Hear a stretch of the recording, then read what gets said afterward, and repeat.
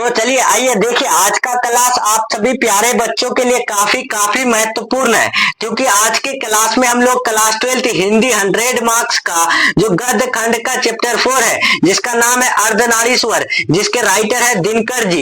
इस चैप्टर का हम लोग मोस्ट बीबीआई ऑब्जेक्टिव क्वेश्चन का क्लास करने वाले हैं, जो आपके फाइनल बोर्ड परीक्षा के लिए काफी काफी महत्वपूर्ण है, क्योंकि जितने भी क्वेश्चन आपको जो है इस चैप्टर का पूछे जाएंगे, तो आज के क्लास में जितना भी क्वेश्चन कराया जाएगा तो उससे एक भी क्वेश्चन बाहर नहीं पूछा जाएगा। तो सभी प्यारे स्टूडेंट जो है पूरा क्लास को अच्छे से देखेगा और अपना 100% जो है एक एक क्वेश्चन याद कर लीजिएगा, ठीक है। तो चलिए मेरे प्यारे स्टूडेंट्स, क्लास को शुरू करते हैं। क्लास शुरू करने से पहले अगर आप पीडीएफ कोर्स परचेज करना चाहते हैं तो इस नंबर में कॉन्टेक्ट कर सकते हैं, अभी कॉल कर सकते हैं, या फिर यानी व्हाट्सएप में मैसेज करके जो है ग्रुप में ज्वाइन हो सकते हैं, ठीक है साथियों। तो इस नंबर में कॉन्टेक्ट करके पीडीएफ कोर्स जल्दी से जल्दी परचेज जरूर कर लें, ठीक है। तो चलिए मेरे प्यारे स्टूडेंट्स, हम लोग क्लास को शुरू करते हैं। चैनल से अगर आप नए जुड़ रहे हैं तो चैनल सब्सक्राइब कर लीजिएगा, बेल आइकन प्रेस जरूर कर लीजिएगा, ठीक है साथियों। तो चलिए हम लोग फर्स्ट क्वेश्चन की तरफ बढ़ते हैं।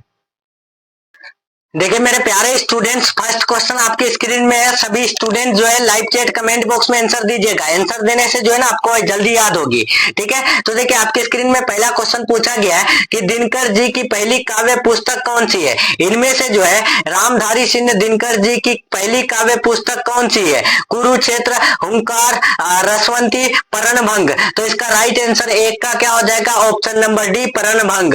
नेक्स्ट क्वेश्चन चलते हैं दूसरा नंबर। दिनकर जी की पहली कविता यानी किस पत्रिका में प्रकाशित हुई? जो देखिए रामधारी सिंह दिनकर जी की जो पहली कविता है वो कौन से पत्रिका में, यानी कौन से पत्रिका में जो है प्रकाशित हुई, यानी पब्लिक हुई? क्या वो छात्र सहोदर में, छात्र पत्रिका में, छात्र मित्र में, या फिर इनमें से कोई नहीं? तो दूसरा का राइट आंसर क्या हो जाएगा? छात्र सहोदर में। इसका right answer option number A हो जाएगा। नेक्स्ट चलते हैं तीसरा नंबर। दिनकर जी की पहली कविता कब प्रकाशित हुई? यानी रामधारी सिंह दिनकर जी की जो पहली कविता प्रकाशित हुई तो वह कब प्रकाशित हुई? तो आपको याद रखना है 1925 में प्रकाशित हुई, ठीक है मेरे प्यारे स्टूडेंट्स। एक एक क्वेश्चन आप याद कर लीजिएगा। ये सब क्वेश्चन आपको जो है फाइनल बोर्ड परीक्षा में 100% देखने को मिलेगा। नेक्स्ट चलते हैं 4 नंबर। अगर कुछ करना है तो आपको याद करके ही रखना पड़ेगा, ठीक है। 4 नंबर देखिए, अर्धनारीश्वर पाठ के लेखक कौन है? यानी अर्धनारीश्वर पाठ के जो लेखक है वो कौन है? लेखक किसको बोलते हैं? राइटर, यानी लिखने वाले को। नामवर सिंह, रामधारी सिंह दिनकर, हजारी प्रसाद द्विवेदी, रामचंद्र शुक्ल। तो यानी अर्धनारीश्वर को लिखे कौन है? तो वो जो है रामधारी सिंह दिनकर जी। इसका right answer option number B हो जाएगा। नेक्स्ट चलते हैं 5 नंबर। रामधारी सिंह दिनकर की रचना कौन सी है? इनमें से कौन सी रचना रामधारी सिंह दिनकर जी की है? उसने कहा था जूठन, तिरिच, अर्धनारीश्वर। तो इसका राइट आंसर क्या हो जाएगा? अर्धनारीश्वर हो जाएगा। तिरिच किसका है? मोहन राकेश का। जूठन किसका है? तो जूठन एक आत्मकथा है ओम प्रकाश वाल्मीकि का। उसने कहा था कि राइटर कौन है? चंद्रधर शर्मा गुलेरी। तो हर एक क्वेश्चन बता रहे हैं, सब पूछे जाएंगे आपको। नेक्स्ट चलते हैं 6 नंबर। दिनकर जी का जन्म बिहार के किस जिले में हुआ था? बताइए प्यारे स्टूडेंट्स कि दिनकर जी का जन्म जो है बिहार के किस जिले में हुआ था? समस्तीपुर, बेगूसराय, पटना, भोजपुर। ये क्वेश्चन 100% पूछे जाएंगे, आपको याद कर लेना है। दिनकर जी का जन्म जो है कौन से जिले में? तो आपको याद रखना है बेगूसराय जिले में। अगर राज्य पूछे तो कौन से राज्य में? तो बिहार राज्य में, ठीक है। आपको याद करते चलना है एक एक क्वेश्चन। 7 नंबर देखे, काफी इंपॉर्टेंट प्रश्न है कि अर्धनारीश्वर में किस गुण का समन्वय है? अर्धनारीश्वर में जो है किस गुण का समन्वय है? नारी के, पुरुष के, नारी और पुरुष दोनों के, इनमें से कोई नहीं। 7 का राइट आंसर क्या होगा? तो आपको याद रखना है अर्धनारीश्वर में जो है नारी और पुरुष दोनों के जो है गुण का समन्वय है। नेक्स्ट चलते हैं 8 नंबर। दिनकर जी के अनुसार यदि पति विचार है तो पत्नी क्या है? आपको ये क्वेश्चन याद करना है, ये याद कर लेना है। 100% आपको पूछे जाएंगे ये क्वेश्चन, ठीक है मेरे प्यारे स्टूडेंट्स। नेक्स्ट देखिए आपको यहाँ ऑप्शन भी है, 4 ऑप्शन। देखिए इसका आंसर क्या होगा, दिनकर जी के अनुसार अगर यदि पति विचार है तो पत्नी क्या होगी, बुद्धि, समझ, भावना, इनमें से कोई नहीं। इसका राइट आंसर क्या होगा 8 का, तो आपको याद रखना है भावना हो जाएगा। अगर सभी स्टूडेंट जो है लाइव चैट कमेंट बॉक्स में आंसर दीजिए, आंसर देने से आपको जल्दी याद होगी और एग्जाम में जाके आप लोग जो है भूलेंगे नहीं।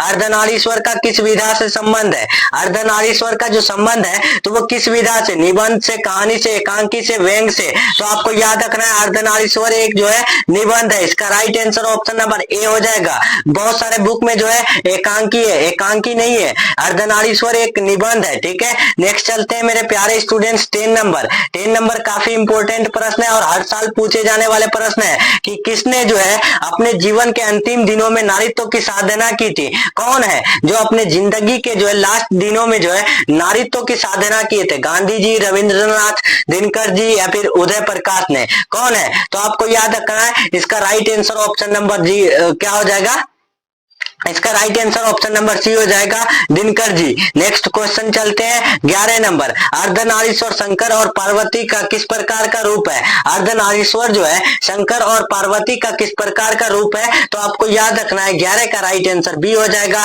कल्पित रूप है। नेक्स्ट चलते हैं 12 नंबर। बुद्ध और महावीर ने नारियों को कौन सा अधिकार दिया है? काफी इंपॉर्टेंट प्रश्न है और हर साल पूछे जाते हैं कि बुद्ध और महावीर ने जो है नारियों को कौन सा अधिकार दिया है, संन्यास लेने का, भिक्षुनी होने का, पति के त्याग का या फिर इनमें से कोई नहीं। तो आपको याद रखना है भिक्षुनी होने का। इसका right answer option number B हो जाएगा। नेक्स्ट चलते हैं 13 नंबर। काफी इंपॉर्टेंट प्रश्न है और ये क्वेश्चन बहुत बार पूछा गया है। ठीक है, मॉडल पेपर में हर साल पूछे जाते हैं कि पुरुष जब नारी के गुण लेता है तब वह देवता बन जाता है, किंतु नारी जब नर के गुण सीखती है तब वह राक्षस हो जाता है। तो ये किसका कथन है? ये जो कथन है तो ये किसका है? तो आपको याद रखना है दिनकर जी का, रामधारी सिंह दिनकर जी का होगा ना, कि पुरुष जब नारी के गुण लेता है तब वह देवता बन जाता है और नारी जब नर के गुण सीखती है तब वह राक्षस बन जाता है। तो ये किसका होगा? तो वो दिनकर जी का नहीं, प्रेमचंद का होगा। राइट आंसर सी होगा। इसीलिए आप लोग को बोलते हैं पूरा क्लास आप लोग एंड तक देखिएगा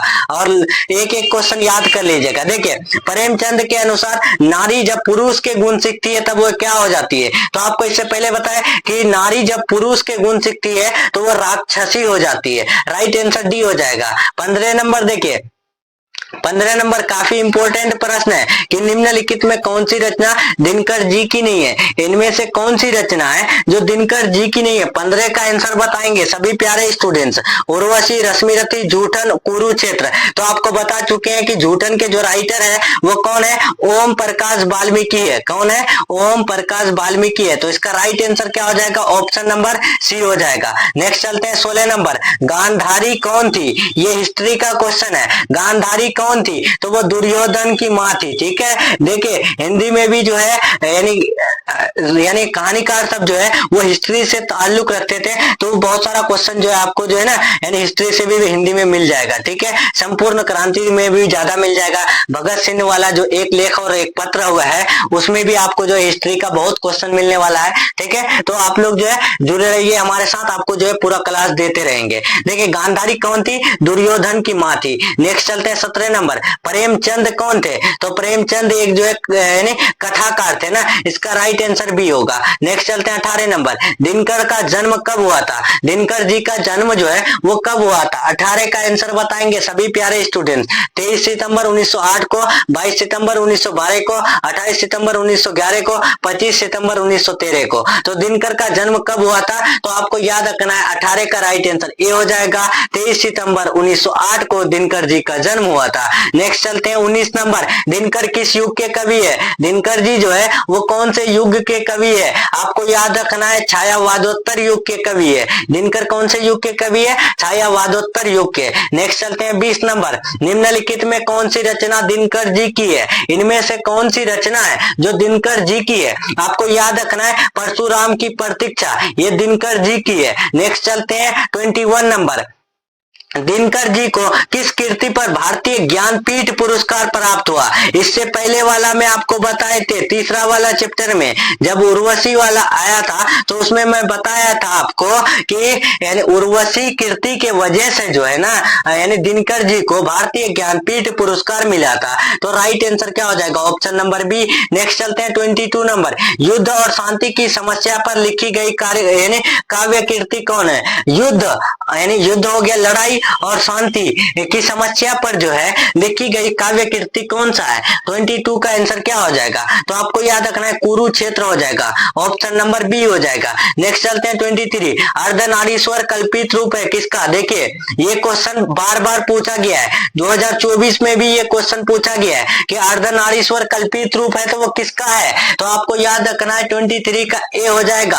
अर्धनारीश्वर शिव और पार्वती का जो है कल्पित रूप है। नेक्स्ट चलते हैं 24 नंबर। संस्कृति के 4 अध्याय किसकी कृति है? संस्कृति के 4 अध्याय जो कृति है तो वो किसकी कृति है? क्या गुलाबदास, हजारी प्रसाद द्विवेदी, आचार्य सीताराम चतुर्वेदी, रामधारी सिंह दिनकर? तो आपको याद रखना है रामधारी सिंह दिनकर के जो है कृति है कौन? संस्कृति के 4 अध्याय। ये भी क्वेश्चन 2023 में पूछा गया है कि संस्कृति के 4 अध्याय किसकी कृति है? रामधारी सिंह दिनकर की। काफी इंपॉर्टेंट प्रश्न है, आपको याद कर लेना है। 25 देखिए कौन सी कृति रामधारी सिंह दिनकर जी की लिखी हुई है? ये लास्ट क्वेश्चन है, ये चैप्टर 4 अर्धनारीश्वर का लास्ट क्वेश्चन है। ठीक है मेरे प्यारे स्टूडेंट्स, क्लास कैसा लग रहा है कमेंट में बताइएगा, और आप लोग का 25 में कितना सही हुआ कमेंट में आप लोग जरूर बताइएगा। ठीक है, आप लोग कमेंट नहीं करते, कमेंट ज्यादा से ज्यादा करें ताकि मुझे भी मोटिवेट मिले क्लास मिलने में, ठीक, क्लास देने में। ठीक है, तो देखिए कौन सी कृति रामधारी सिंह दिनकर जी की लिखी हुई है? तो 25 का राइट आंसर ए हो जाएगा, शुद्ध कविता की खोज। ठीक है मेरे प्यारे स्टूडेंट्स, और हाँ पीडीएफ कोर्स परचेज करना है इस नंबर में कॉन्टेक्ट कर लेना है 7366865888। ठीक है, इस नंबर में अभी कॉल या व्हाट्सएप करें और आपको पीडीएफ तुरंत मिल जाएगा परचेज करने के बाद। ठीक है साथियों, और व्हाट्सएप और टेलीग्राम चैनल जरूर ज्वाइन कर लीजिएगा, लिंक डिस्क्रिप्शन में है। और चैनल से नए जुड़ रहे हैं, चैनल सब्सक्राइब करके बेल आइकन प्रेस जरूर कर लीजिएगा। ठीक है, तो चलिए मिलते हैं हम लोग नेक्स्ट क्लास में नेक्स्ट टॉपिक के साथ। तब तक के लिए अपना ख्याल रखें और अपना स्टडी जारी रखें। ठीक है, thanks for watching, take care.